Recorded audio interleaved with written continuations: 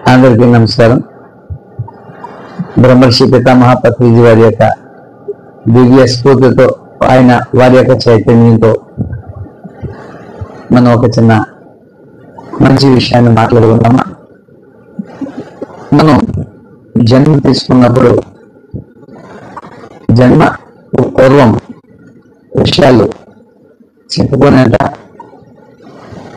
పరిస్థితులు కాదు. కానీ మనం మన కళ్ళెదుట మన పురాణ ఇతిహాసాలను బట్టి, పూర్వపు పెద్దల యొక్క అనుభవాలను బట్టి, మన అనుభవ జ్ఞానాన్ని బట్టి మనం కొంచెం తెలుసుకున్న విషయాల్ని మనం చెప్పుకుందామా. అయితే ఇప్పుడు మానవుని యొక్క శరీర దారుఢ్యాన్ని బట్టి, పొడవను బట్టి కానీ, పొట్టుని బట్టి కానీ, ఆకృతిని బట్టి కానీ, ఛాయాన్ని బట్టి కానీ, వర్చస్సుని బట్టి కానీ,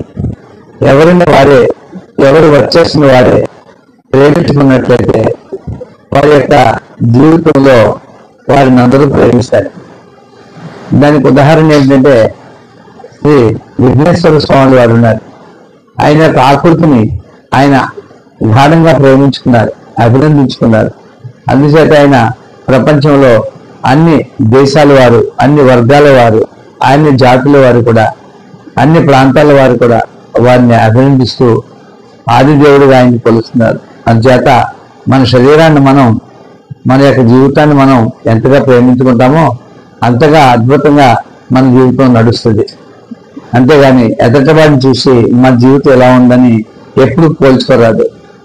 ఎవరి జీవితం వారిది, ఎవరి లక్ష్యం వారిది.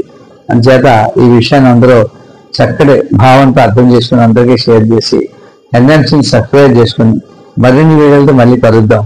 Thank you very much. Thank you.